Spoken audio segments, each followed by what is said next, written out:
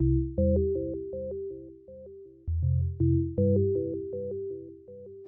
buenas tardes.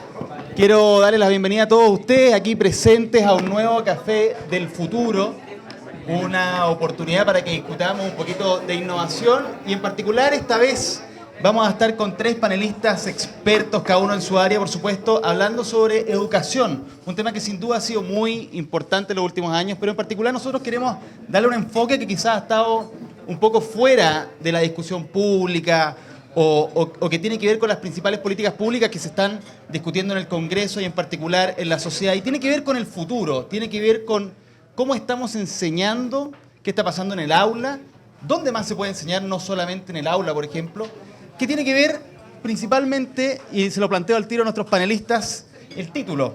Y de ahí partimos, el futuro del aprendizaje, nuevas formas de educación. Y es bien interesante porque pareciera que la contingencia, la actualidad, supo que se venía este Café del Futuro y esta semana han pasado muchas cosas. En particular, hablemos por ejemplo, o tenemos de ejemplo, mejor dicho, colegios emblemáticos que han perdido la categoría de excelencia. ¿Qué significa realmente la excelencia? ¿Estamos haciendo clases para poder decir que hay colegios en Chile o liceos de excelencia? Se ha discutido también de la importancia de un ramo como el de filosofía. Tenemos filósofos acá también. ¿Es realmente importante para cursos como el de tercero o cuarto medio? ¿O puede ser parte de otro ramo, de otra malla curricular? Y en particular, ¿cómo se mide la excelencia? También tenemos un tema, el CIMSE, u otras pruebas como la PSU, etcétera. ¿Son realmente buenos estándares para medir lo que es educación de calidad? Entonces, a partir de esos ejemplos, a partir de la contingencia, tenemos un tema que es el siguiente: el futuro del aprendizaje, nuevas formas de educación. Voy a presentar quién se encuentra con nosotros. El que ustedes ven por allá, más lejos de lo que estoy yo, es Alejandro Durán. No, perdón, me equivoqué. Alfredo Gaete, ya partimos. Alfredo Gaete. Él es psicólogo, lo decíamos también, doctor en filosofía, investigador de la Universidad Católica del Campus Villarrica. Vale la pena, región ahí. Excelente. Bueno, aquí son todos amigos, son todos chicos UC, chicos PUC, podríamos decir, ¿no? En fin. Vamos con Alejandro Durán. Alejandro Durán por acá. Él es diseñador, académico, investigador también de la Facultad de Arquitectura y ha estado vinculado al tema educacional también desde la tecnología, desde la innovación. Y también está con nosotros Cristian Sebastián, doctor en psicología, académico investigador de la Escuela de Psicología de la UC.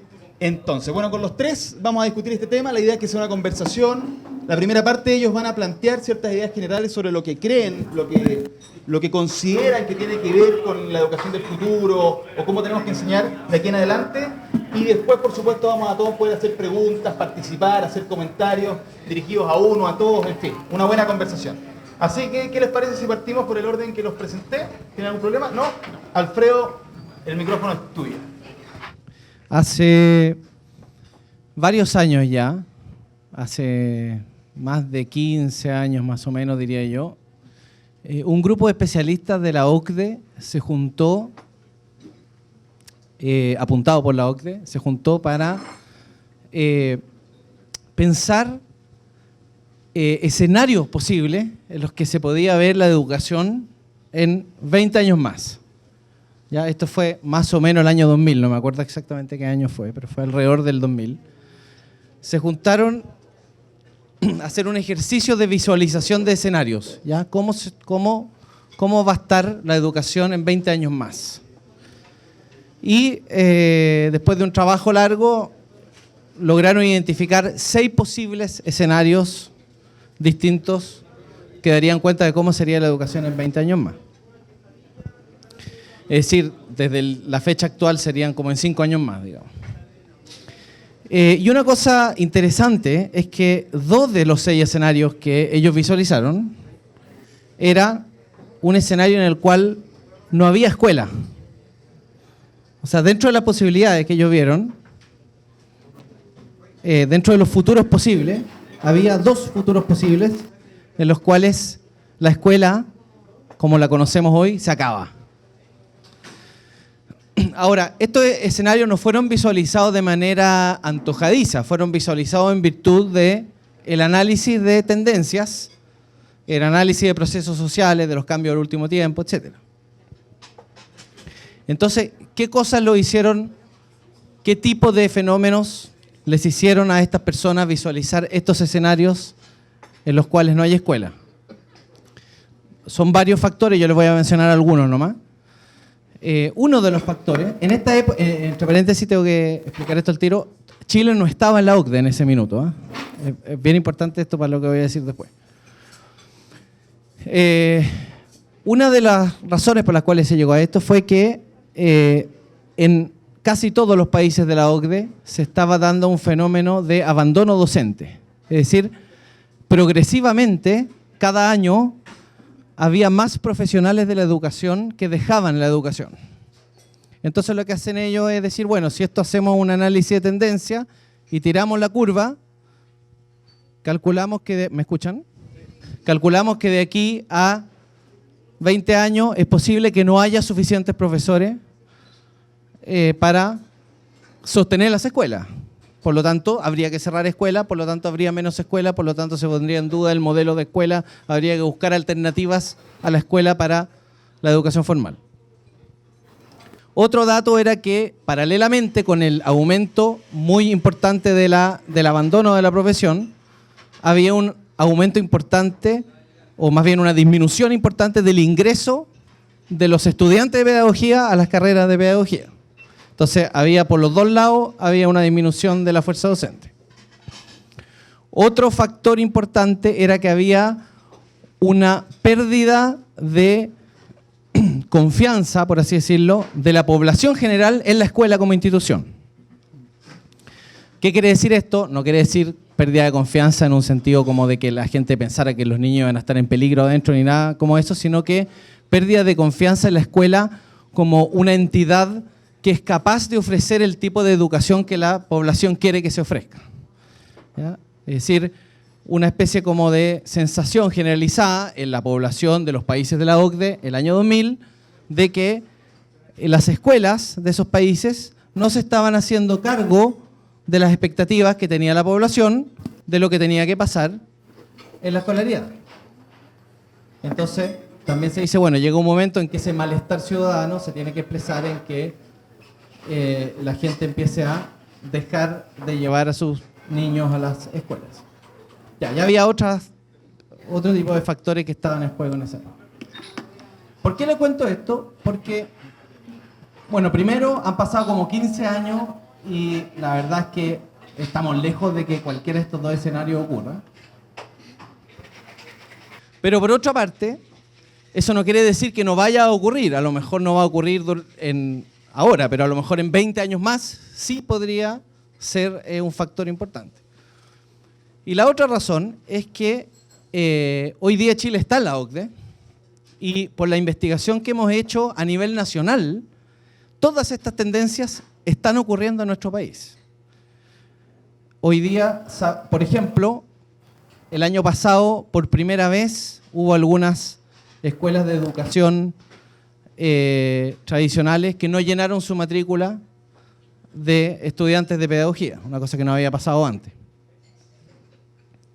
Si el sistema de educación superior de nuestro país sigue como está, esto va a seguir pasando, porque hoy día, con la oferta educacional que hay, las personas pueden estudiar lo que quieren. Es decir, antiguamente solo un grupo muy selecto de la población podía estudiar leyes. Hoy día cualquier persona puede sacar un título de abogado prácticamente, o casi cualquier persona.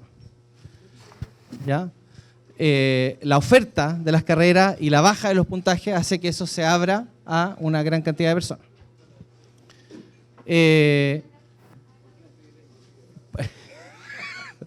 Acá hay un arrepentido de la profesión, parece.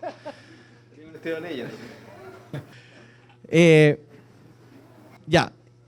Otra cosa que está pasando también acá es que efectivamente recién acabamos de hacer un estudio en Villarrica, no en Villarrica, pero con un grupo de investigadores de Villarrica, acabamos de hacer un estudio precisamente sobre abandono de la profesión docente y la Beatriz Ábalos y Juan Pablo Valenzuela acaban de hacer otro, recién también, y efectivamente en Chile está pasando no lo mismo que estaba pasando en los países de la OCDE del 2000, sino que la situación es peor. Chile actualmente es uno de los países que tiene mayor problemas para retener a los docentes en el sistema educativo. Está dentro del grupo de los países con mayor problema. Para decirle algo bien dramático, hoy día la mitad de los docentes han desertado del sistema al 7º año. ¿Ya? La mitad de los docentes han desertado del sistema, de su profesión, al 7º año. Y eso, de la profesión del aula, digamos, de ser clase en aula.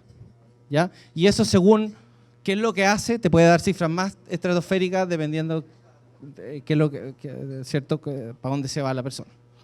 Pero en el fondo se están yendo del aula los profesores en forma dramática. Y parte de las razones que los profesores dan para irse son el sistema educacional que tenemos. Parte de las razones por las que se van son porque sienten que no se pueden desarrollar profesionalmente en este sistema. Sienten que este es un sistema que les pone el techo demasiado bajo, que no los deja tomar decisiones de manera autónoma. Este sistema que está, digamos, totalmente coartado, castrado, podríamos decir, por la rendición de cuentas, los puntajes CIMSE, etcétera, ¿ya?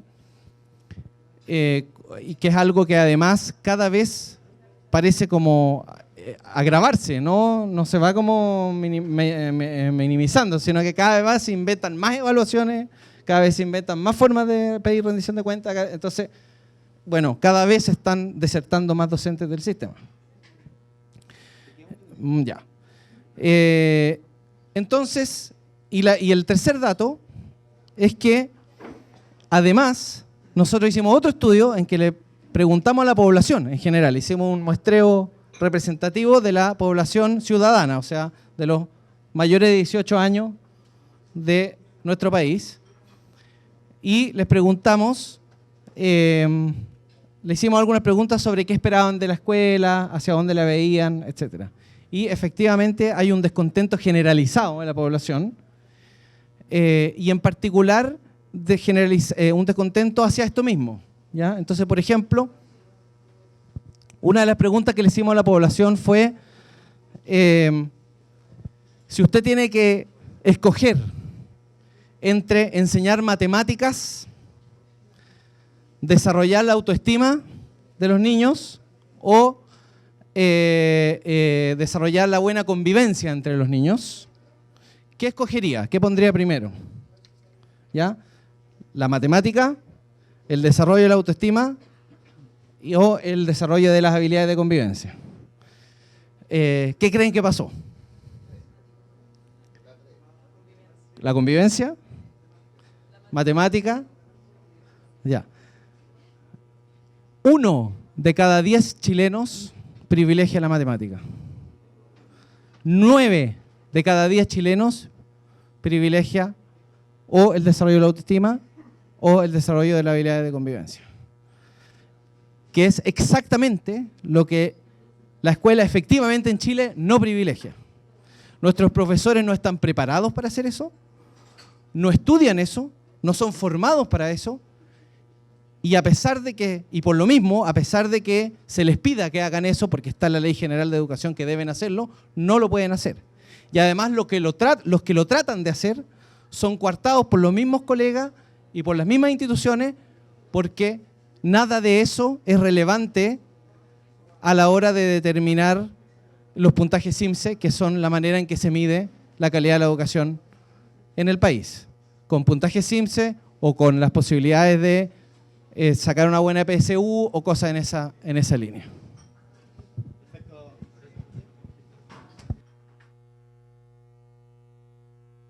Un aplauso a Alfredo, que interesante, por supuesto, el tema ahí para iniciar la discusión. Claro, una foto muy buena, sobre todo porque si pensamos en el sistema, cómo afecta al aula también, sin duda es fundamental. Sigamos con, entonces, Cristiano, Alejandro. Cristian, Alejandro, los tengo al revés. Cristiano, entonces vamos... ¿Parto yo? Parto yo, magnífico. Ah, sí. Dale. Bueno, buenas tardes a todos. A ver, antes de comenzar me gustaría explicar un poco por qué estoy acá. Asumo que para muchos de ustedes me sumé. Para muchos de ustedes puede ser extraño que en una mesa en que se discute educación esté un diseñador. Y el diseñador, por lo general, tiene ciertas atribuciones o ciertos simbolismos que están asociados a la forma, a la interfaz, al producto, a servicio.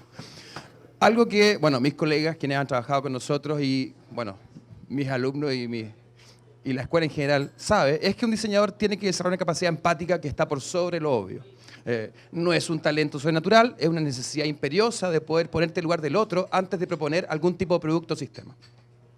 Bueno, esa cualidad o esa necesidad, que es parte de nuestra disciplina, ha hecho que mi actual cargo, y perdón que diga cargo, pero es lo que me desempeño ahora en parte de mi jornada, tenga que ver con educar sobre ciencia. Mi cargo actual es ser director de educación y divulgación científica para un centro milenio en catálisis química, lo cual para mis conocidos suena realmente extrañísimo, porque si bien, claro, tengo un pasado de biólogo, un par de años de biología, no es mi área de trabajo la catálisis química catalítica, cuántica teórica. Ustedes no saben la cantidad de atributos que tienen los investigadores con que interactúo. ¿Por qué digo esto antes de comenzar? Porque creo que uno de los trabajos más interesantes que hemos desarrollado en el último tiempo tiene que ver en cómo uno es capaz de traducir empáticamente conocimientos que son áridos, en cierta medida, para una población que está ansiosa por aprender. Yo creo que existe un error conceptual cuando se piensa que hay que banalizar o bajar en complejidad ciertos contenidos para hacerlos permeables al resto. Eso es un error. La gente está ansiosa por saber más. El problema está en que muchos de los medios con que se enseña son una barrera brutal que intimida en muchos casos y que en otros no reconoce lo que es interesante para tu contraparte. Bueno, ese trabajo que hemos desarrollado en el último tiempo, llevo alrededor de un año y fracción trabajando con el Núcleo Milenio CPC, no es publicidad, es para contar un poco el trasfondo, ha permitido que podamos demostrar en diferentes actividades cómo la ciudadanía realmente está ávida por aprender conceptos que son muy lejanos a lo que la cotidianeidad te dice. Uno de los puntos en los cuales hemos trabajado, y creo que sería interesante hacer mención, y creo que es el más interesante dentro de lo que he desarrollado con el equipo de investigadores, es el jugar como medio para aprender. Bueno, yo vengo de una generación en la cual seguía siendo castigado por mi madre, en un buen sentido, por estar jugando y no aprendiendo. Yo pasé gran parte de mi niñez jugando mucho rato, pasando mucho tiempo en el espacio público, haciendo de mi infancia una infancia bastante alegre y entretenida, y lo difícil para muchos era asociar ese espacio de entretención con un espacio de aprendizaje o crecimiento. Existía una brutal disociación entre el ocio y el jugar y el aprender y el crecer como persona. Bueno, hoy en día es innegable que si ustedes atrapan a cualquier joven de 20, 25 años, 18, 25 años, y le preguntan sobre mitología griega, es muy probable que él sepa mucho más que cualquier estudiante que está comenzando historia. Y es porque esa víctima fue víctima de juegos de cartas, mitos y leyendas, y él tuvo que aprender mitología de diferentes grupos étnicos e históricos, no porque aprender mitología fuese para él importante, era aprender mitología porque con eso podía fastidiar a su enemigo, su competidor. Él podía jugar mejor. Si se dan cuenta de lo que está pasando en una generación completa de personas, mi hermano incluido, mi hermano yo lo llamo cuando tengo dudas de mitología. Lo llamo por teléfono y mi hermano me dice, viejo, Atlas era un titán, y me explica la historia. E insisto, mi hermano es bioquímico, no es historiador, pero él aprendió todo esto porque el set de reglas necesarios para jugar mejor cartas y pasarlo bien requería saber de, en este caso, historia mitológica. Si ustedes hoy día toman a cualquier enano de unos 8 a 15 años, su capacidad de construcción espacial es brutal. Ellos son capaces de articular espacios tridimensionales muy rápidamente, no porque hayan crecido con AutoCAD en su como staff de posibilidades, sino porque jugaron Minecraft. Y Minecraft, que está alejado de lo que yo he jugado, permite que un niño pase horas, pero ustedes no crean la cantidad de horas que pasa un niño construyendo entornos digitales y pensando en ambientes que sean más o menos interesantes para él. Lo que estás logrando es que un juego te desafía, un juego permite que, en este caso, un set de niños, no es que estén aprendiendo, ellos están jugando.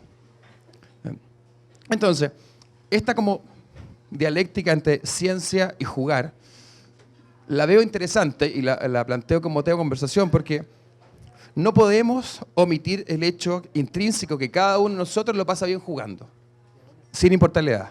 Uno lo pasa bien jugando cuando está más chico un tipo de juego, está más grande otro tipo de juegos.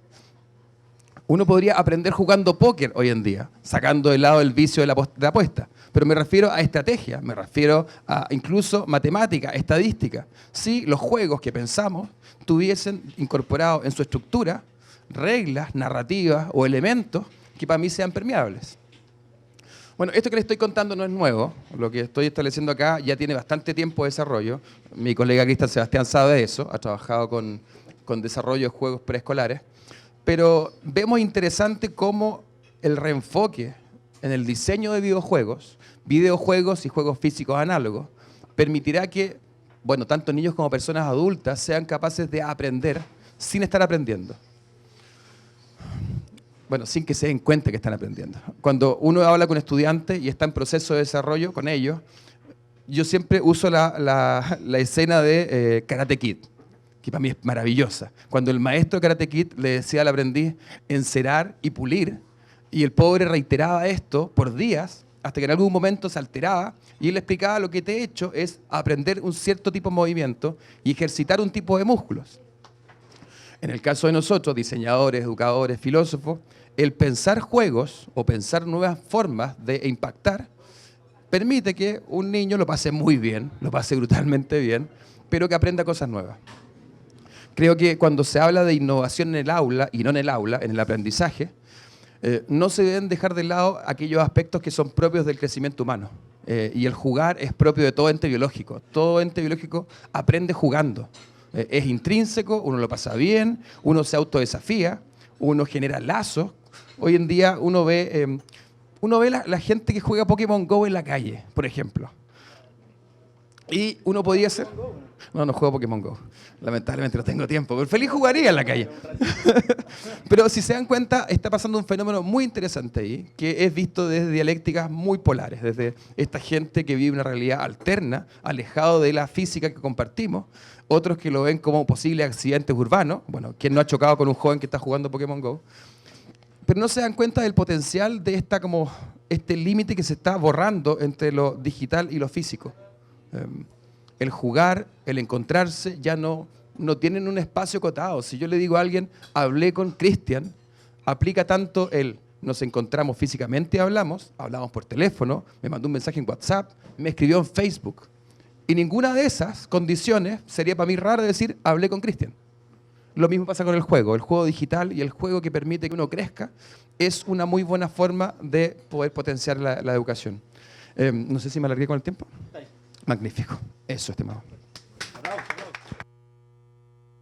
Les quiero decir a todos que vayan anotando sus preguntas ahí en su celular o donde quieran, porque los temas van a ser distintos para que después podamos seguir conversando. Así que, Cristian, tu turno, por favor. Adelante. Gracias por la invitación. Espérate, me voy a poner el tiempo, porque los que me conocen saben que me podría pasar infinitamente. Ya. Yo quiero proponerles una entrada que es, no sé, es la que se me ocurrió cuando estaba pensando este tema, y es que nos tomemos en serio el título de este café.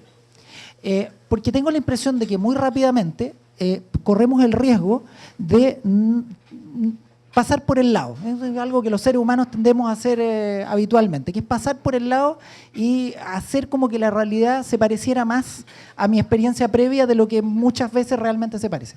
Y el título, si ustedes se fijan, no es el futuro de la enseñanza, no es el futuro de la educación, no es el futuro de la escuela, sino que es el futuro del aprendizaje. Frase que, si uno se la toma en serio, suena bien rara. Convengamos. Porque si el aprendizaje tiene futuro, entonces quiere decir que tiene pasado y tiene presente.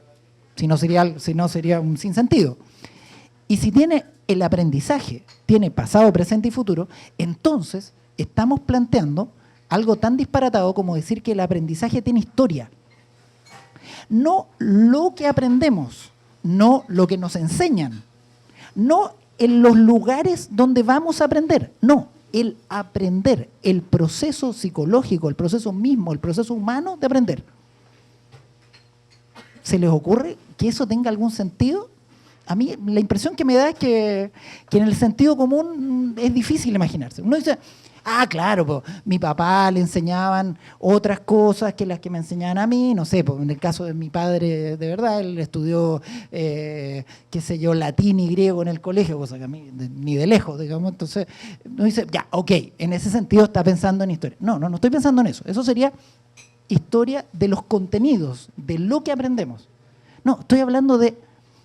No, los ejemplos uno podría decir, bueno, antes la escuela, qué sé yo, habían pizarras con tiza, qué sé yo, y cada uno tenía su pizarrita, había ni escuela. Entonces, ya, pero eso sería la historia de los medios para enseñar o la historia de la escuela.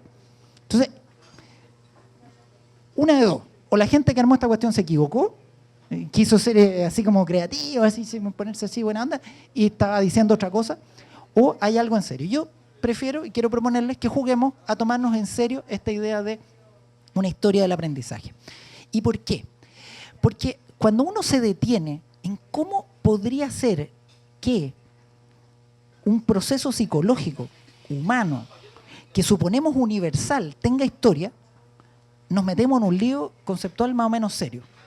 Porque si es universal, entonces no tiene historia. De nuevo, es igual para todos los seres humanos. Pero para no dar la lata, hay lo que me quedé pensando, digamos, y que se vincula con lo que hacemos, lo que investigamos y lo que enseñamos y lo que aprendemos.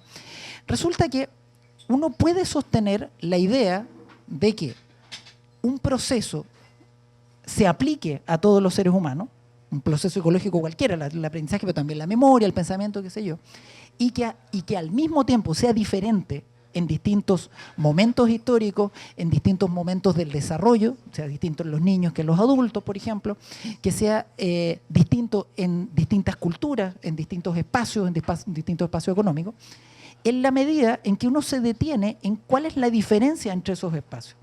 Y, si me permiten, y si lo que quiero proponerles, es que cuando uno se toma en serio esta idea de que el aprendizaje tiene historia, una alternativa, no voy a decir que es la única, pero la que a nosotros nos hace sentido, es que los procesos psicológicos toman la forma de las herramientas culturales que usamos para realizarlos. Esto sería evidentemente muy largo de explicar, solo quiero proponerles un ejemplo. Aquí necesito que ustedes participen en este asunto, ¿ok? Entonces les voy a proponer lo siguiente. Por favor, prepárense a hacer una división. ¿Ok? Por favor, háganlo. Prepárense a hacer una división. ¿Sí? ¿Se están preparando a hacer una división? Sí. ¿Sí? Perfecto. Ya. Entonces, fíjense. Por favor, dividan 75.817, divídanlo en 433, pero usando números romanos. Guajaja, ¿qué pasó? ¿Qué pasó? No, muy enredado, muy complicado. Seguro que hay algún obsesivo por ahí que está tratando de hacerlo, tratando de acordarse cómo era. Les evito el bochorno. No se puede. Con números romanos no se puede hacer. ¿Por qué? Porque los números romanos no están hechos para dividir, no están hechos para calcular, están hechos para contar. Si no me creen, hagan el intento. Por eso es que, entre otras cosas, nunca nos enseñaron a calcular con números romanos. Por otra parte, por eso es que históricamente los números arábigos tomaron el lugar finalmente de los números romanos. Y entonces hasta ahí uno diría, pero espérate, ¿pero no que todos los sistemas numéricos eran intercambiables? No son intercambiables. Hay ciertos procesos psicológicos, como calcular un número, como pensar, resolver un problema, que depende de la herramienta cultural que estamos usando. Ahí hay un ejemplo. Todos aquellos de ustedes que se manejen en dos idiomas, que se manejen bien en dos idiomas, piensen en aquellas palabras que son intraducibles. Es la experiencia de todo el que se mueve en dos idiomas. Pero si uno se detiene una vez más, uno dice, ¿pero por qué es intraducible? Si el lenguaje es solo una vestidura del pensamiento. Bueno, porque no lo es, porque el lenguaje le da forma al modo en que pensamos.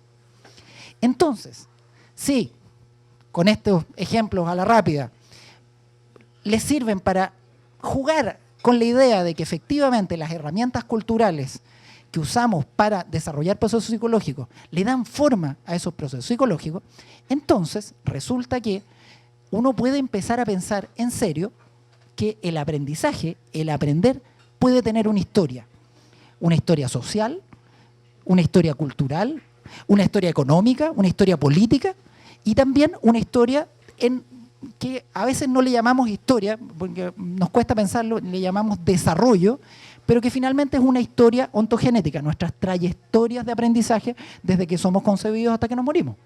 También es una historia, y una historia que uno puede pensar como universal, es decir, que vamos todos para el mismo lado, o la podemos pensar históricamente, valga el juego de palabras, porque cuando uno piensa de verdad en la historia, uno tiene que reconocer que la historia está abierta.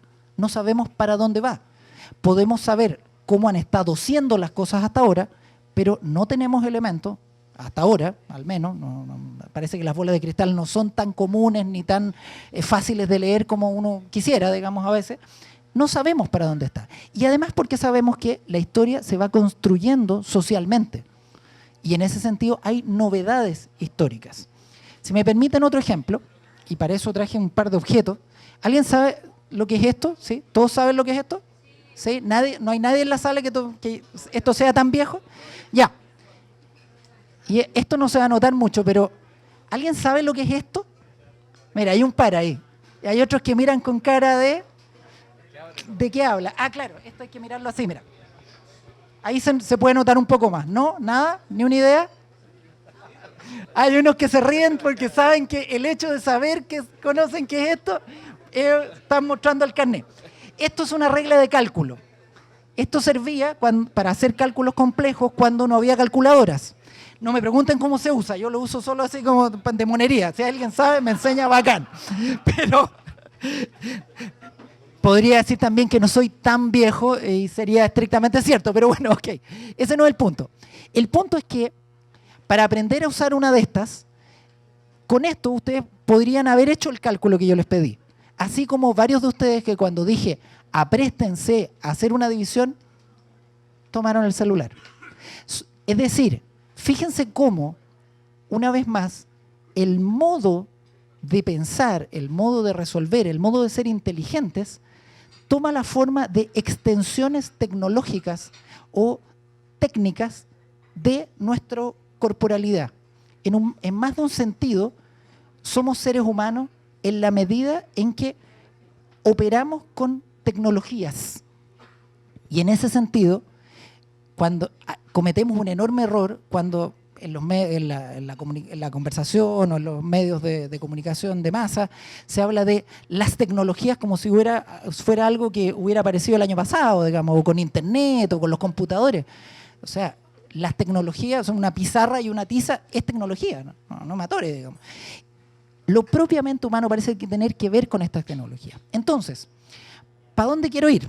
¿Qué es lo que quiero? Ya, se acabaron mis 10 minutos. Pero solo para anunciar y para abrir la conversación, lo que yo quisiera invitarlos a que conversemos, a que discutamos, es precisamente esto. Sí, el modo en que aprendemos, no solo lo que aprendemos ni dónde lo aprendemos, resulta que depende de las condiciones históricas, de las condiciones materiales, de las condiciones culturales en las que vivimos. Entonces, quizás de lo que deberíamos estarnos preguntando no es tanto de si el talento o no el talento, si este tiene o lo que no, o que sí, que si esta escuela calza con el estilo de aprendizaje supuestamente que tendría este o este otro, si esto tiene que ser personalizado o no, sino más bien tendríamos que estarnos preguntando por cuáles son las condiciones en que se están dando esa relación. Y en ese sentido, dejar de pensar de que esto es un tema de biologías y más bien que esto tiene que ver con el modo en que nos organizamos como sociedades para promover o no el aprendizaje. Entre otras cosas, para promoverlo como algo gozoso o algo que nos hace sufrir a todos, no solo a los niños, sino a los profesores, a los apoderados, a los directivos y finalmente a toda nuestra sociedad. Dejo eso como para que empecemos a conversar. Gracias. Bien, por favor, para Cristian y gracias a los tres. Entonces yo espero que todos ustedes tengan varias preguntas, que las anoten. Vamos a pasar un micrófono por cada uno de los puestos, pero les vamos a dar 10 minutitos más para que las sigan pensando. Puede ser de los temas que ellos plantearon, por supuesto, si tienen alguna otra duda. Puede ser a los tres, a uno solamente. Pero tienen 10 minutitos ahí para rellenar el café. No sé si quieren pedir algo del menú, está todo muy rico. Así que 10 minutos más y seguimos con más de esta conversación acá en el Café del Futuro.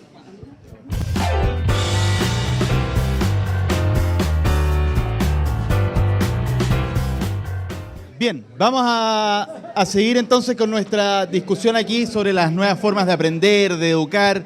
Teníamos, cada uno de nuestros panelistas planteó temas súper interesantes. Por supuesto, esperamos que todos ustedes tengan buenas preguntas para ellos. Entiendo que tenemos la primera por acá. Sí, dinos tu nombre, por favor. Y también te agradeceríamos, no sé, tu signo. En fin, no. Broma. Cuéntanos quién eres y cuál es tu pregunta, para cuál de los tres, o en fin.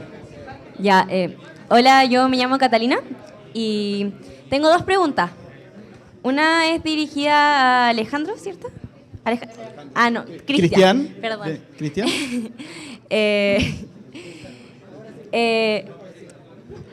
Va más orientado como, si bien como planteaste tú la educación depende de ciertos factores en el fondo, porque está la historia, el contexto, muchos determinantes para el modo en que se va a educar y de qué formas la educación o estos nuevos, lo que se está proponiendo para el futuro de la educación podría, o sea, si bien van a existir métodos distintos, como emparejar un poco la cancha, sabiendo que hoy en día la educación es súper desigual, sobre todo en Chile. Y ahí la segunda pregunta en verdad es para todos, o el que la quiera responder, que yo tengo 17 años y ahora en un par de meses tengo que dar la PSU.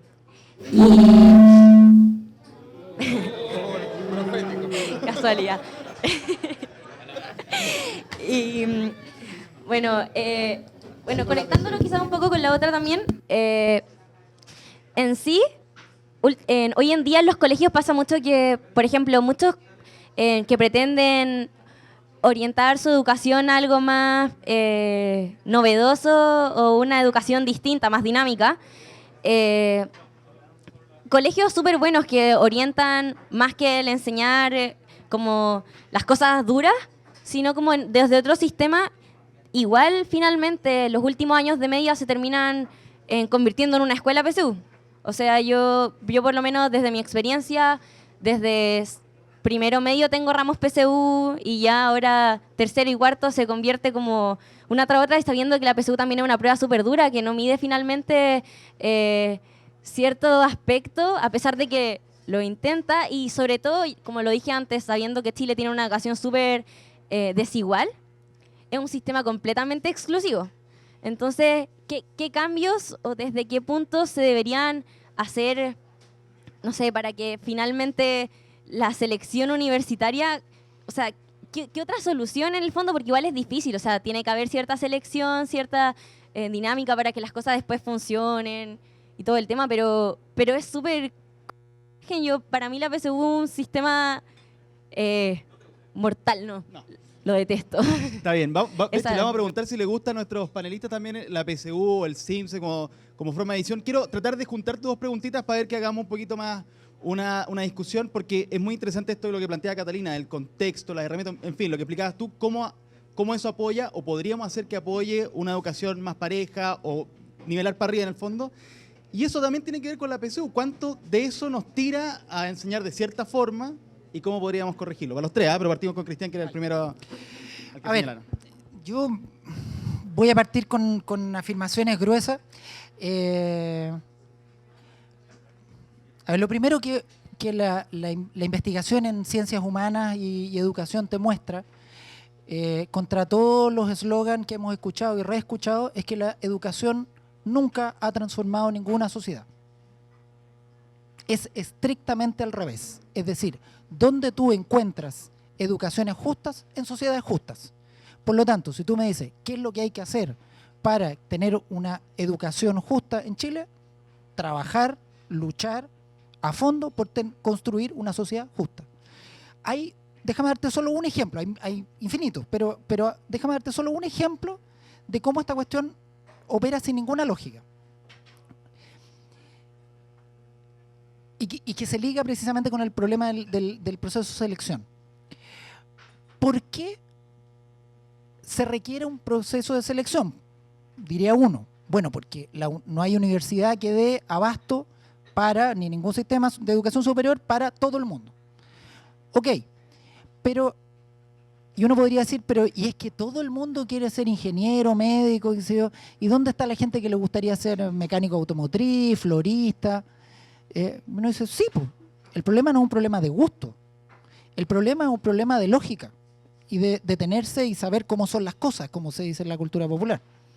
Es decir, sí, yo puedo querer ser florista y puede que sea mi felicidad, o yo puedo querer ser músico, puedo querer ser muchas cosas, pero con reflexionar 20 minutos me doy cuenta que por esa vía voy a tener que sacrificar un montón de cosas. Entonces digo, yo quiero sacrificar eso, quiero realmente, por poner un ejemplo, hoy día meterme en una carrera que yo sé, basta con que me den un instante a pensarlo, voy a terminar pasando pellejerías toda mi vida para además terminar con una pensión miserable. ¿Qué racionalidad hay en eso? Entonces uno dice, bueno, pero es que ¿cómo? Y la cuestión, ¿cómo resolví eso? Que la gente piense en los valores. No, señor. Organicemos sociedades en que un gaffiter gana más que un profesor universitario. ¿Estoy inventando? No. En Bélgica, en Alemania, un profesor universitario gana menos a la hora que un gaffiter, sobre todo si el gaffiter viene después de las 5 de la tarde, que es horario nocturno. Entonces, por lo tanto, en esa sociedad yo de verdad puedo elegir. Si me gusta ser gaffiter, voy a ganar más o menos lo mismo que si me dedico a profe universitario. Entonces, ahí el problema de la libre elección que promueve tanta gente en su discurso, en tantos contextos, resulta que es una libre elección real. Mientras no cambiamos eso, es pura palabrería. Y entonces en ese sentido yo diría, de nuevo, repito la misma frase, que se necesita para tener una educación justa, trabajar por una sociedad justa. En una sociedad en la cual los sueldos van de 1 a 150, no tenemos ninguna posibilidad de en corto plazo tener una educación justa. Punto. Agrego con la PSU, ¿cuál es el problema de la PSU, el CIMSE, qué sé yo? Es que para aprender, un psicólogo que he estudiado toda mi vida, que es un grande, Piaget, decía, para resolver problemas, la inteligencia, decía él, tiene dos partes. Una parte que es la creatividad, ¿no? Poder imaginar soluciones a los problemas, y otra parte que es la lógica, que permite evaluar si las soluciones que se me ocurrieron o se nos ocurrieron sirven o no para lo que necesitamos. Bueno, resulta que cuando tú matas la parte creativa, matas el aprendizaje. El problema, lo que le hace la PSU, el CIMSE, sobre todo la PSU, es que, por las razones que mencionaba anteriormente, hace que toda la media ya no sea nunca más un juego y no tenga ninguna posibilidad de creatividad, porque te estás jugando la vida en esa famosa prueba. Más allá de las buenas intenciones, eso pasa de verdad. Bien. Alfredo quería decir algo en particular, pero y agregándole a eso, ¿cómo medimos entonces? Porque hay que medir, ¿o no? ¿Es necesario medir para las políticas públicas a nivel nacional? ¿Hay que medirnos hay que diferenciar cómo le va a un colegio, cómo le va al otro? En fin.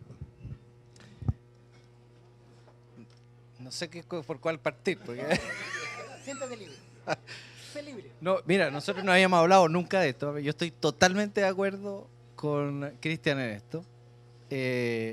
Y en realidad, es decir, con que la pobreza es un problema social, no es un problema educativo. Esto se tiende a oscurecer porque generalmente el mono que nos hacemos, ¿cierto? Es que no, pero es que lo que pasa es que la educación es la salida de la pobreza, es la puerta de salida, es la puerta de escape. Entonces, para que los niños vulnerables surjan, tenemos que darle la posibilidad de que reciban educación de calidad.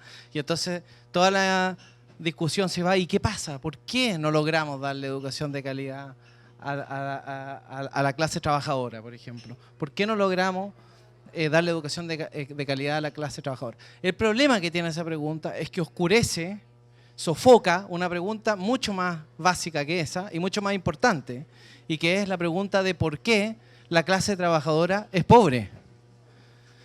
Esa es la pregunta que hay que contestar primero, que es una pregunta que trasciende el terreno educativo, que es una pregunta social o política, y que es una pregunta que tenemos que resolver antes de ponernos a resolver estas otras, porque si partimos por las otras, oscurecemos la falta de respuesta que hemos dado a esta. Y en esa misma línea, para contestarle a la Catalina, yo también estoy de acuerdo con Cristian, la educación superior no se puede reducir a la universidad. Y claro, ¿por qué lo reducimos a la universidad? ¿Y por qué hay tanto interés en el movimiento estudiantil y en muchas personas a que toda la gente tenga acceso a la universidad? Porque el acceso a la universidad garantiza, o casi garantiza, porque no lo garantiza, pero casi garantiza en Chile un sueldo mínimo, que no me lo garantiza el ser gaffiter, por ejemplo, ¿cierto? Pero efectivamente el tema entonces está de nuevo en un problema de mala distribución o malas decisiones sociales o económicas. No tiene que ver con situaciones educativas. Entonces yo creo personalmente, yo sé que decir esto no es muy popular, pero yo creo que la universidad no es para todo el mundo. La universidad debiera ser para un grupo muy selecto de la población. Lo que pasa es que eso nunca va a resultar si, como dice Cristian, en el fondo toda tu vida depende de que tú puedas ir a la universidad. De que va a depender no solamente cuánto vas a ganar, sino que en el barrio en el que vas a poder vivir, la gente que vas a poder conocer. Hace un rato tú le dijiste a Alejandro, la mujer con la que te vas a casar o el hombre con el que te vas a casar. Ya, no estamos exagerando, todo esto está mostrado empíricamente en los estudios de las ciencias sociales, así que para que no piensen que estemos como elucubrando acá solamente con todas estas cosas, hay correlación con todo eso. Todo eso está correlacionado. Todo eso covaría. Entonces, ese es el problema. Si uno resuelve el problema social, entonces se nos abre el terreno para poder decir lo que estamos tratando de decir, que es, oye, la educación universitaria debería ser un porcentaje súper reducido de la población, porque no necesitamos y no funciona una sociedad llena de profesores universitarios. Sería un desastre. Imagínate que fueran todos como nosotros, bueno, sería un desastre. Bien, yo sé que Alejandro también quiere ser parte de esta pregunta, pero le vamos a pedir más preguntas al público. ¿Quién más quiere? Allá tenemos una, vamos a escucharla. Tu nombre, preséntate. Hola, por favor y nos comentas. Mi nombre es Gastón López. Gastón. Y en educación siempre los frutos se ven a largo plazo. O sea, no podemos pensar que en 3, 4 años podamos tener resultados de políticas en educación. Y en ese sentido, una reflexión que me gustaría que ustedes ya de alguna forma lo están haciendo. Lo que estamos haciendo en estos momentos en materia de educación, de poner todos los huevos en la misma canasta de la educación superior, postergando y olvidando absolutamente la educación prebásica, básica y media, tanto de colegios municipalizados como particulares subvencionados, a mí personalmente me parece una locura. O sea, estoy completamente de acuerdo, la universidad es un grupo fuerte de presión, es cierto, sale a las calles. Los niños de básica y prebásica no pueden salir a la calle. Pero desde mi punto de vista, y eso me gustaría la opinión de ustedes, si estoy equivocado, no deberíamos poner el acento precisamente en la educación prebásica, básica y media, de manera de ponernos al día en los aprendizajes. Las cosas efectivamente han cambiado en estos últimos tiempos. Ya no existe la regla de cálculo, existe mucha cosa visual, existen muchos videos, muchos programas a través de los cuales aprender. Y nosotros nos estamos gastando todas las lucas que como país no muy ricos que somos en la educación superior. ¿Estamos entonces partiendo mal? Esa es mi pregunta para cualquiera de los tres. Aquí Gastón está hablando directamente sobre las políticas que está llevando adelante hoy el gobierno en general, pero o lo que pide la sociedad en términos del movimiento estudiantil. ¿Qué opinan ustedes sobre eso y en particular lo que dice él? Estamos un poco alejados, ustedes que han estudiado, que saben del tema de lo que pasa quizá en otros países con respecto a nuestra educación básica, media, en general, ¿hacia dónde tenemos que avanzar? Alejandro, partimos contigo. Oscar, ¿cierto? El nombre. Gastón, perdón. Gastón, mira, creo que hay ciertos escenarios que construimos para poder explicar ciertos fenómenos.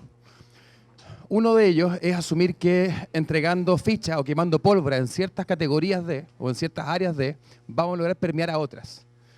Entonces se establece que uno es enemigo del otro y el otro es enemigo del resto.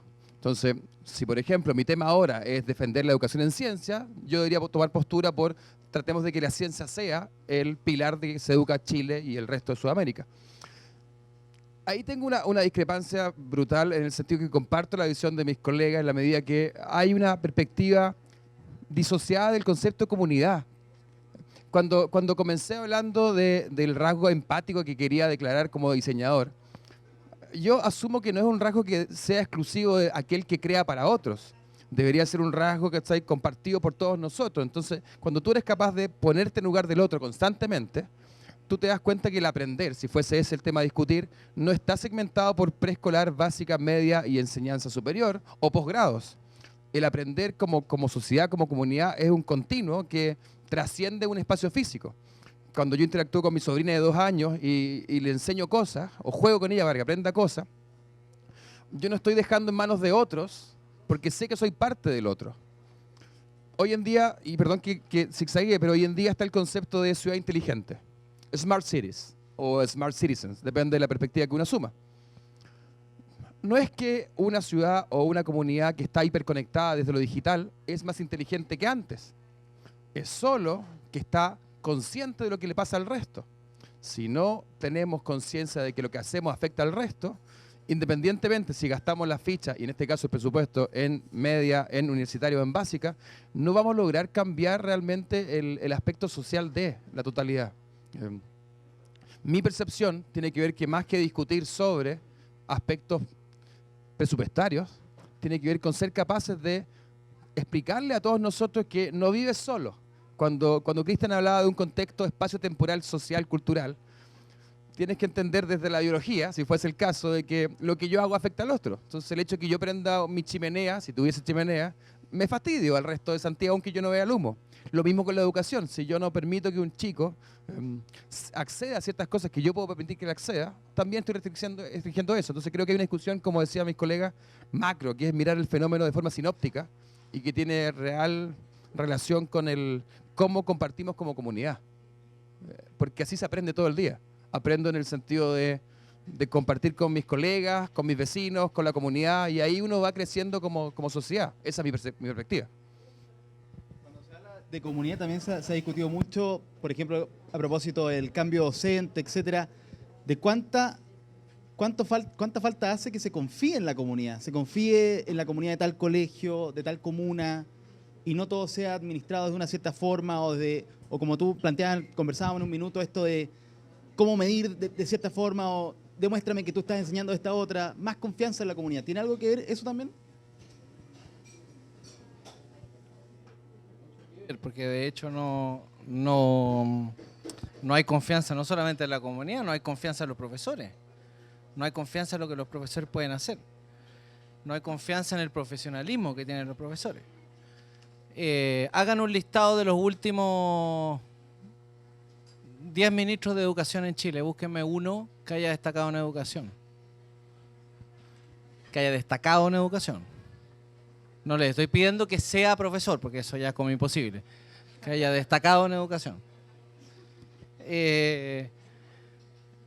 Hagan un listado de las personas que más han influido en las reformas educacionales en el último tiempo. Búsquenme a alguien que tenga alguna trayectoria en educación propiamente tal. No un sociólogo, no un psicólogo, no un economista. O que no sea economista. Particularmente. No hay confianza en lo que pueden hacer los educadores en nuestro país. Esto no era así en el pasado. Otra cosa respecto a lo que estaban hablando hace un rato mis colegas, y relacionado creo que con un poquito también con la pregunta de Gastón. Hay una investigadora en educación que suele decir que cuando ella ve a los niños entrar a la escuela, ella se imagina, a propósito de la empatía, se imagina desde la perspectiva de ellos que ellos deben sentir como que se están subiendo a una máquina del tiempo. ¿Ya? Porque como que entran y se acaba todo el desarrollo tecnológico en los últimos 50 años, la arquitectura sigue siendo, aunque sea nuevo el edificio, es el mismo modelo carcelario de escuela que aprueba el ministerio, porque si no, no se puede construir. A mí me vetaron un proyecto por eso, porque traté de hacer un colegio con una estructura como las que hacen los jesuitas en Barcelona. Me dijeron, no, en Chile eso es ilegal. En el país más desregulado del mundo no me dejaron hacer mi proyecto educativo por eso. Yo le traté de explicar al señor de la Seremía que esto era como se estaba haciendo la educación hoy día. Bueno, pero si viene un señor que no tiene ninguna trayectoria en educación y pone un edificio cárcel, puede abrir su establecimiento. Otra cosa es que hay una estética antigua, está todo, hay mimeógrafos todavía en algunos establecimientos. Todavía hay profesores que hacen clases con la máquina de transparencia. Entonces, lo que yo pensaba era lo que quiero relevar lo que dijo Cristian hace un rato. Imagínense ustedes que el siglo XV haya sido el momento que se inventa el cuaderno, ¿ya? Supongamos. ¿El 18? Ya, aquí lo estuvimos buscando. 1680. 1680, ya. En 1680 se inventa el cuaderno. Ya, o se masifica. Imaginémonos que hubiéramos estado en ese momento histórico y imaginémonos que hubiera habido educación pública, que no había, pero supongamos que hubiera habido escuela como la hay hoy día. Claro. Si hubiéramos pensado igual a como estamos pensando hoy día, ¿qué habría pasado? Habría pasado que habría llegado la profesora, habría entrado a la sala y habría visto a los niños haciendo dibujos en los cuadernos distraídos de su clase. Entonces habría dicho, ya, vamos a hacer una caja del cuaderno. Y habría llegado con su caja y ya, ahora todos van a poner el cuaderno en esta caja mientras dura la clase y cuando termine la clase pueden sacar su cuaderno. ¿Ya? Y lo habría tenido requisado durante toda la hora. Después seguramente el establecimiento habría construido una sala del cuaderno, ¿cierto? Donde se le habría enseñado a los niños a usar esta nueva tecnología que es el cuaderno. Y habrían tenido 1 hora a la semana de cuaderno. Ya habrían entrado a la sala de cuaderno y le habrían, primera clase, la historia del cuaderno, ¿no? O de qué se compone un cuaderno, cómo se abre un cuaderno, ¿no? Una cosa así. No lo abra todavía, no lo toque todavía, estamos recién en la parte teórica, ¿cierto? Ya. Eso es lo que hace hoy día un profesor que nos deja... Es exactamente, por favor, esto no es ni siquiera una figura literaria. Es exactamente lo que está haciendo un profesor hoy día que no deja que sus estudiantes usen el celular en la clase. Y da lo mismo que invoque razones de conveniencia, razones antroposóficas o las razones que sean. Lo que está haciendo es exactamente lo que habría hecho este profesor, que habría prohibido el uso del cuaderno el siglo XV. Y el siglo 30, nosotros vamos a ser recordados de esa manera. Cuando los celulares estén en el cuerpo, incorporados, piensen cuán ridículo va a ser visto desde esa perspectiva un profesor que le pide a sus niños que dejen por favor el celular en las cajitas de celular. Gracias. Vamos con más preguntas. ¿Quién levanta la mano? A ver. Tenemos una por allá y después una por allá. Vamos acá. ¿Qué ¿Tu tal? nombre? René Roja, yo soy científico, profesor de química de la PUC. Y Otro la chico verdad es PUC. que mi pregunta surge de una preocupación que nace de escuchar las noticias ayer y hoy que hablan, ¿cierto?, de que el ramo de filosofía y otros probablemente se saquen de la malla de los cursos de enseñanza media. Entonces uno se pregunta de qué manera esos cambios, que a mi parecer son tremendamente negativos, no sé la opinión de ustedes, afectan el pensar, el educar en nuestro país. Yo creo que ahí quiero poner esa pregunta en la mesa porque me parece, en mi opinión, que es terrible. O sea que algo ahí está pasando en la sociedad, que están ocurriendo estas cosas y de pronto aparecen y pronto se entablan y de pronto son parte de la educación en el país. A la pregunta, se me fue tu nombre, disculpa. René. A la pregunta de René, porque lo que ha planteado, lo que se está abriendo la discusión en el Ministerio de Educación, no es solamente como a sacar este ramo, sino incorporarlo a otro, que sería más pensado sobre educación cívica. No es educación cívica en filosofía, sino filosofía en educación cívica. Y está pensado porque la mitad de los colegios en Chile, o casi la mitad, que son colegios técnicos profesionales, ni siquiera tienen filosofía. Entonces, como quieren agregar educación cívica para todos, tendrían que mezclarlo con filosofía. Por lo menos para los que estudian en la profesional técnica, tendrían algo por lo menos. Es como porque no tienen nada en este minuto. O sea, es más grave la situación. Y se ha pensado también por el tema en historia, se pensó quitarle horas. O sea, ¿qué opinan ustedes? En particular nos pueden comentar si les parece interesante que los jóvenes de tercero y cuarto medio sepan algo de filosofía. ¿Por qué ramos como esos son interesantes? ¿Por qué tenemos tanta matemática, tanto lenguaje? ¿Y qué tiene que ver con, de repente, los juegos o el contexto cultural, etcétera? ¿Quién quiere partir ahí? Aquí voy yo. Vamos. A ver, ¿quiénes de los presentes saben filosofar? Levanten la mano, por favor. No, parece que nadie, mira, nadie levanta la mano. Por favor, uno, ok. ¿Tu nombre, perdona? Francesco, ¿aprendiste a filosofar en la clase de filosofía que tuviste en la secundaria? Entonces, en ese contexto, si lo que nos interesa es que la gente piense ordenado, es decir, que filosofe, ¿tiene algún efecto sacar el curso de filosofía? ¡Chan! O sea, cortémosla ese es mi punto. O sea, perdonen lo brutal, pero tenemos poco tiempo. Quiero decir, ¿qué es lo que queremos que la gente, los estudiantes en nuestra colegio, en nuestra educación pública, en nuestra educación punto, hagan? Si queremos que piensen más elaboradamente, más desarrolladamente, más adultamente, agregaría yo, desde un punto de vista de la psicología del desarrollo, yo diría que lo que necesitamos es cursos de filosofía, matemática, deporte o lo que sea, en los cuales se les exija a los estudiantes pensar de una cierta manera. ¿Cuál manera? La manera desarrollada. Resulta que yo no sé si hay estudios. No creo que el Ministerio de Educación lo esté haciendo por eso. Pero nos encontramos con un clásico lugar común. Esa es la sensación que yo tengo. ¿En cuántos colegios de Chile, en cuántos liceos de Chile que tienen filosofía, su clase de filosofía se reduce a el estudiante, la tarea cognitiva que tiene que hacer es copiar lo que el profesor le dicta acerca de lo que el filósofo Aristóteles o Sócrates pensó alguna vez? Perdón, si la clase de filosofía es eso, que la eliminen. Entonces, estoy siendo provocadora a propósito. Creo que toda la discusión está mal planteada. Toda, entera. Es decir, el problema no son los ramos. Si el problema no es si es más matemática, menos matemática, más lenguaje, más historia. Si ese no es el problema.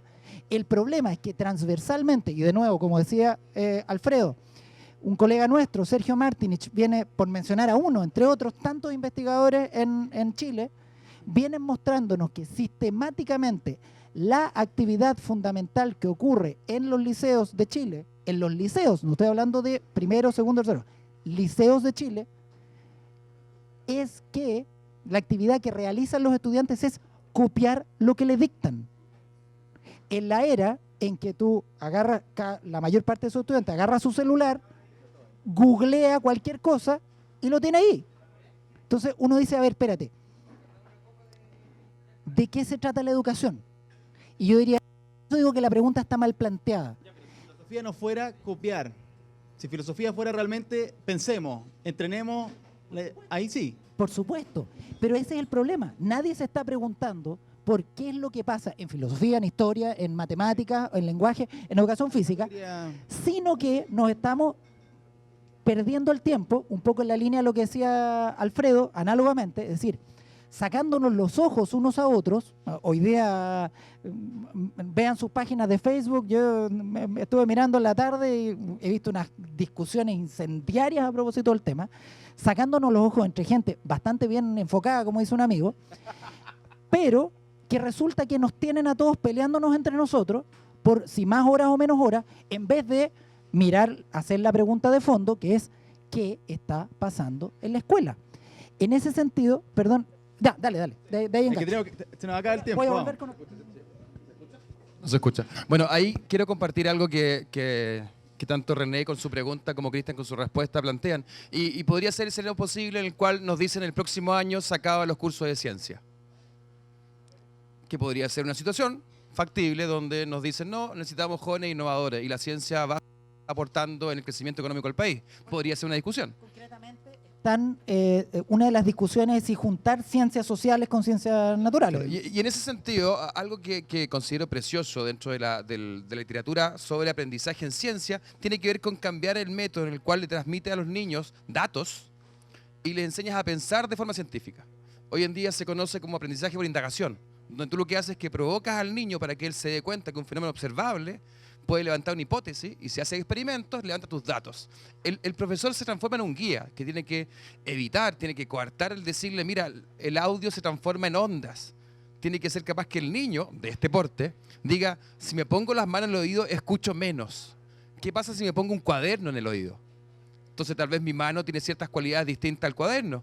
Eso es enseñarle a pensar científicamente a un chico de 4 o 5 años y es lo que en este caso Cristian plantea como ¿cuál es la real pregunta? ¿Se coarta un tema dentro de la malla educativa o se replantea o analiza el cómo enseñar una forma de procesar el mundo? Que creo que, bueno, en el caso de la ciencia se está abordando de forma re interesante. El caso de Villarrica lo está haciendo hoy en día, intentando que los colegios básicos y prebásicos reenfoquen su aprendizaje de la ciencia. Lo hicieron los alemanes con la Casa del Pello Científico hoy en día en Chile. Y creo que ahí hay mucho valor, en dejar de decirle al niño el hidrógeno pesa tanto, o el audio se transfiere de esta manera, sino que plantearle escenarios donde él piense, analice y tenga una visión crítica del entorno. Entonces, creo que es interesante esta como desafiante respuesta que plantea Sebastián. Ya, pero es que una cosa muy cortita. Oye, es que en la última reunión... Igual te voy a pedir que escuchemos las preguntas Ya, bueno, para que ok, avancemos ok, un poco más. ok. ¿Tenía una pregunta por allá? Acá. Tu nombre, por favor. Me llamo Rocío, soy educadora de párvulo, titulada hace poco, sí. Y mi pregunta es, ¿qué opinan para el primer, no me acuerdo su nombre, qué opinan de la educación alternativa en Chile? Si es viable como el homeschooling u otras pedagogías emergentes, ya que yo como educadora he visto mucho eso, que los papás ya no quieren meter a los niños más pequeños en los jardines infantiles y están optando por otras formas educativas. Entonces quiero saber Perfecto. si ustedes creen que eso es viable en Chile, porque ya fui a un congreso de educación alternativa donde estábamos todos los soñadores, pero qué tan viable, qué tan verdadero es, esa es mi Que, pregunta. por ejemplo, o que sirva para lo que están conversando ellos, ¿no? Lo que están Ajá, planteando. sí. Y tenemos otra pregunta por allá, la vamos a tomar al tiro. Hola, ¿tu nombre? Soy profesor de la Universidad Católica. También. Otro más, mira, buenísimo. Sabes que he escuchado con atención el debate que se ha armado aquí, me parece muy interesante. Y yo creo que estamos todos de acuerdo acerca del objetivo, digamos, ¿ah? Mejorar la educación en Chile, mejorar la calidad del aprendizaje, etc. Hay un conjunto de elementos que hay que considerar a cierto nivel. No podemos reducir todo al absurdo, digamos, ¿ah? Porque tenemos que mantener el nivel del debate. La filosofía es filosofía. La filosofía es lo que dice el Señor, no es lo que enseñan probablemente en el colegio, ¿ah?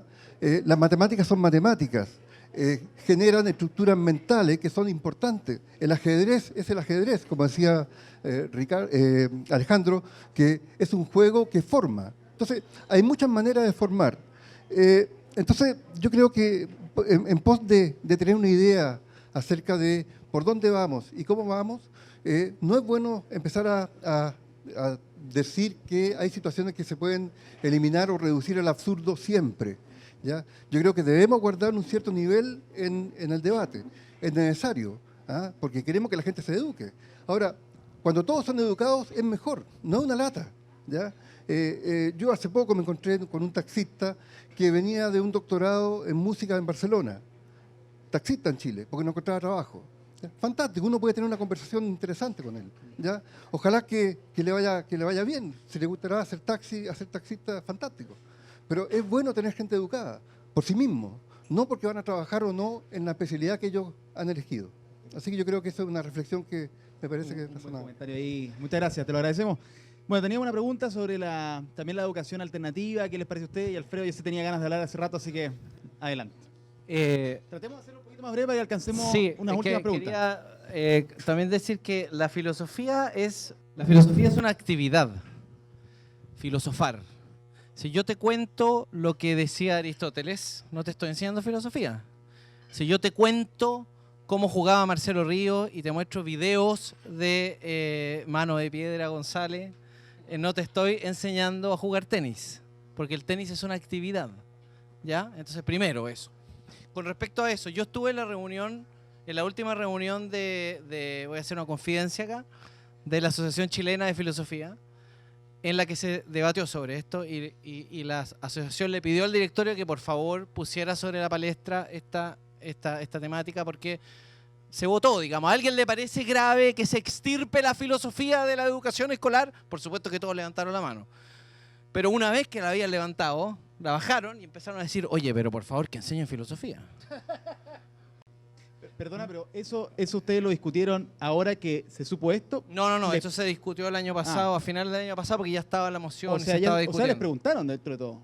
El ministerio. Nosotros como Asociación Chilena de Filosofía creemos que la filosofía debería ser un componente esencial de la formación humana.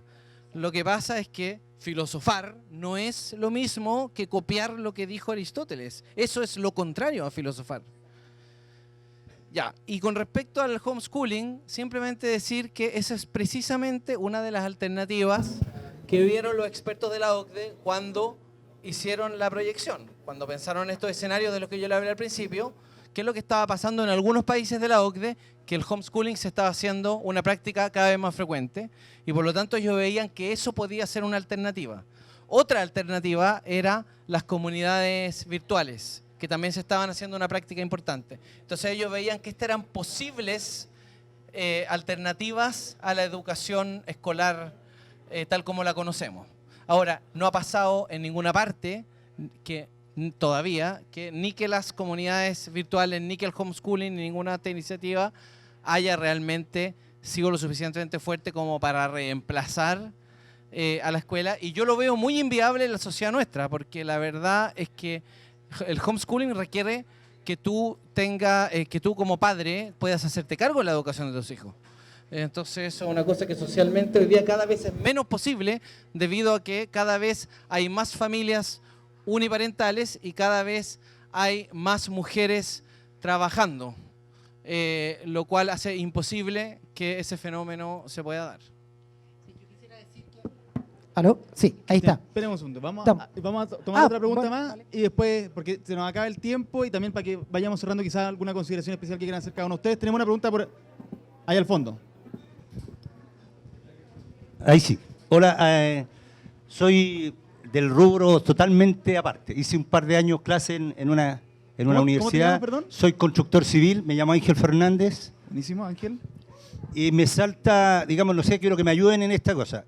Me preocupa, digamos, mayormente de que se habla mucho de los sistemas de educación, del aprendizaje, y todo habla por separado.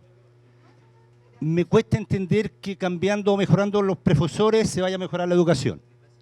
Me cuesta entender que mejorando las mallas curriculares se vaya a mejorar el aprendizaje de la educación.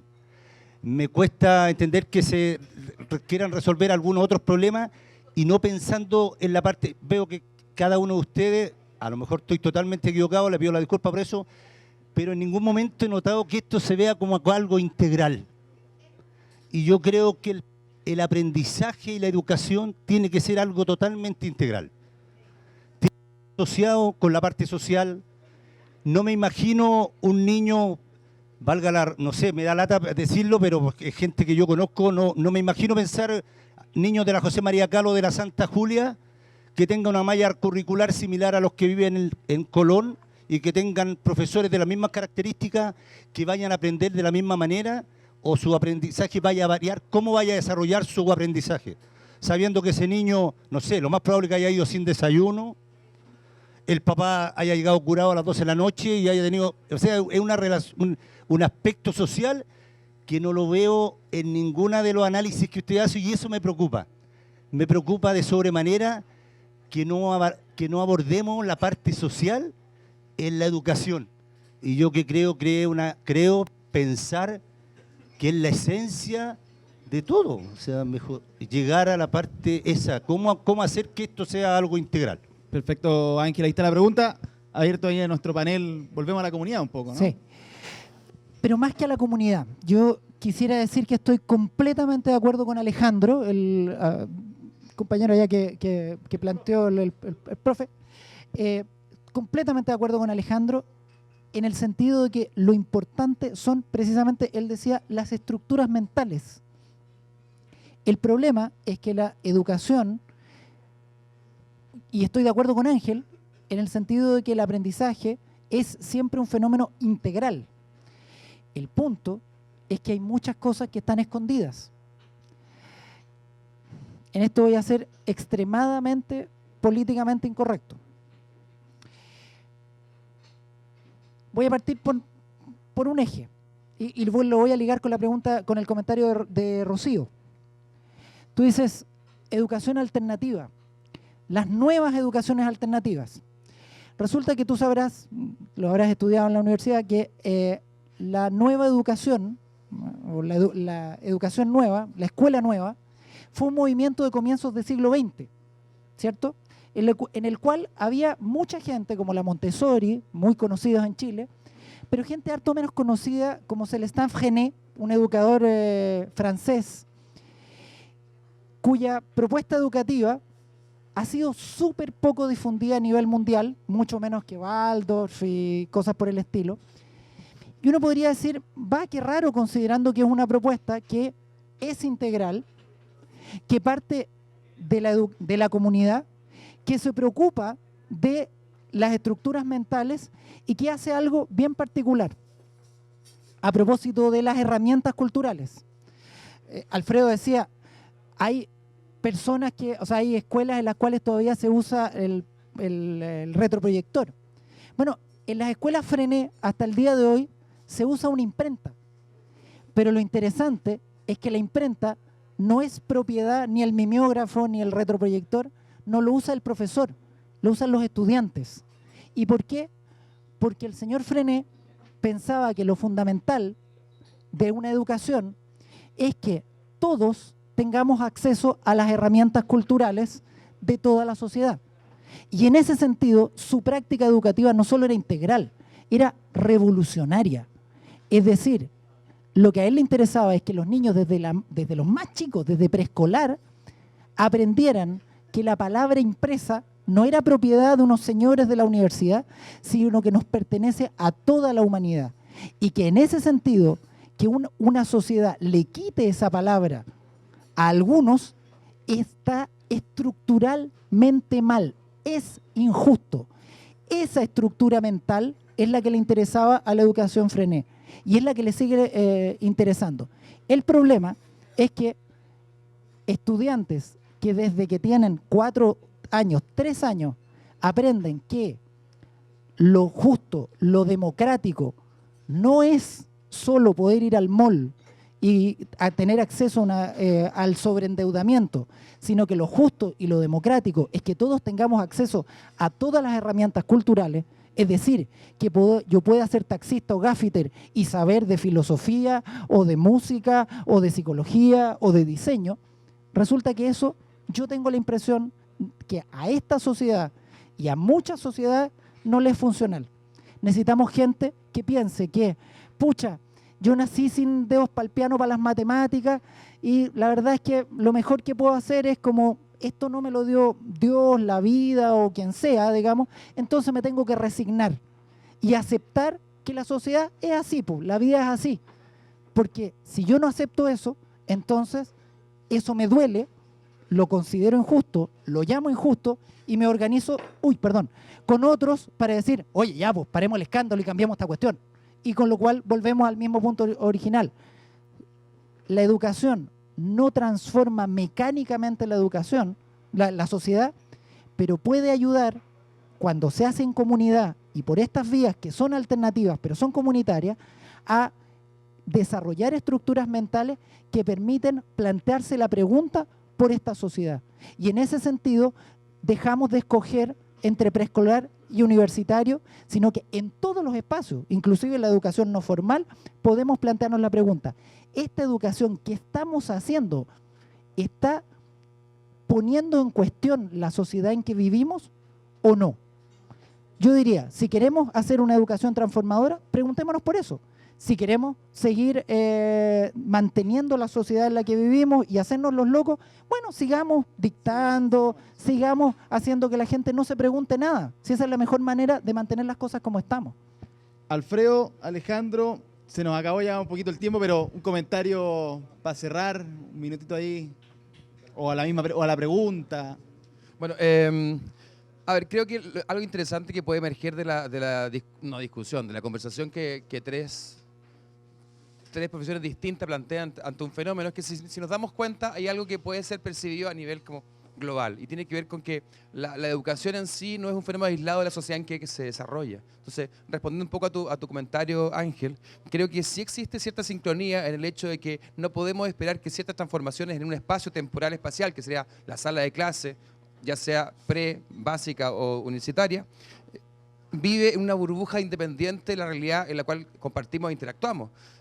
Cuando insistía en el concepto de empatía, me refería a eso, me refería al hecho de que no podemos profesionalizar ciertos estratos o ciertas características, sino que tenemos que pensar como cultura que estamos creciendo en conjunto. El educar, el aprender, el crecer como comunidad es un concepto que debe ser visto de forma transversal, no solamente a cuántos contenidos aprendí, sino cómo eso me permite avanzar y crecer como colectivo. Cuando Cristian planteaba la pregunta de eliminar filosofía y yo eliminar ciencia, yo trabajo en ciencia, si se dan cuenta lo que estamos haciendo es cuestionar no solamente el hecho en sí, el tema o el ámbito particular, al contrario, es cómo repensamos, cómo trabajamos en conjunto para poder gatillar y poder promover que otros se den cuenta de lo interesante que es. Entonces, si tuviese que cerrar esto, que da para largo, diría que hay una dualidad entre, primero, ser consciente del entorno en el que vivo y en el entorno en el cual interactúo, los desafíos que esto plantea. Algo que debo decir y que he escuchado mucho, y perdón que me cambie de tema rápidamente, pero siempre siento que me dicen agregar tecnología al aula va a mejorar la clase. Y eso es un error. O es como agreguemos juegos, jugar siempre es mejor. Y no es un error. Yo trabajo en interactivo, en digital e interactivo, en museografía interactiva. Y muchos asumen que si hay bits, como hay bits en el resto del mundo, el aprendizaje va a ser mucho más permeado. Y eso es un error brutal. Si te das cuenta, el grado de ponerte en el lugar del otro en todo aspecto permite que el aprendizaje sea un fenómeno colectivo, un fenómeno que permite crecer de diferentes profesiones y en todo momento, no solamente de 8:30 a 6 y de 5 a 20 y tantos años. Vamos, Alfredo, para cerrar. Una vez David Berliner, que es un educador norteamericano, le preguntó al encargado de educación de, no me acuerdo si era Finlandia o era uno de estos países nórdicos que tiene un muy buen sistema de educación, ¿cuál es su secreto?, le dijo. Entonces el caballero le dice, bueno, es muy complejo, que se... No, yo soy norteamericano, quiero que me diga el secreto. Entonces le dice, bueno, el secreto es elijan más mujeres en el Parlamento. Ese sería el dato, ¿ya? Porque cuando vayan a discutir proyectos, si ustedes tienen un Parlamento predominantemente con hombres, la plata se va a ir a las carreteras, a las autopistas, a las armas, a todas estas cosas. Si ustedes tienen más mujeres, yo les aseguro, y eso es lo que nos pasó a nosotros, dice, por eso lo estoy diciendo, se va a ir más dinero a la educación. Ese por el lado como más macro, que en realidad es una manera de decir, más allá de eso, ¿cierto? Es obviamente que hay una tarea a nivel de política, de macropolítica que hay que resolver. Pero a nivel de micropolítica, dentro de la escuela, sin duda que jugar no es per se una cosa, digamos, que necesariamente sea una experiencia de aprendizaje enriquecedora. Siempre es una experiencia de aprendizaje, pero no puede no ser lo suficientemente enriquecedora. Pero el juego tiene una ventaja comparativa a cualquier otra actividad, a cualquiera. Y es que, según yo, es la siguiente. Si uno reúne como cuáles son las 3 motivaciones básicas centrales de los seres humanos, desde cabro chico,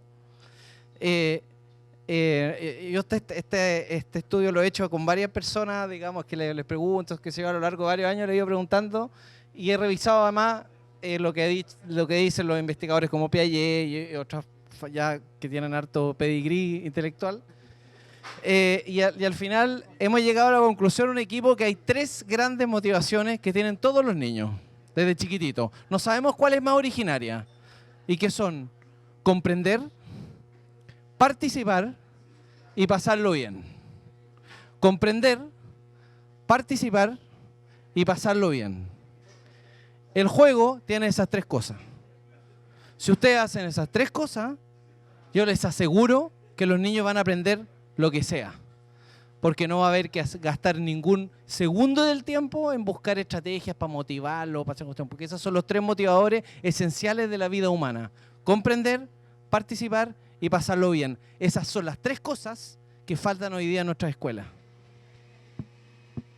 Ahí para los 3 panelistas que estuvieron con mucha disposición a responder las preguntas. Se nos acabó el tiempo, por supuesto, un tema que va para largo. Yo me voy a tomar la patudez de que ahora que cerremos, ustedes se pueden acercar y hacerles más preguntas. Un ratito, así cortito. En fin, pero les agradecemos muchísimo entonces su participación.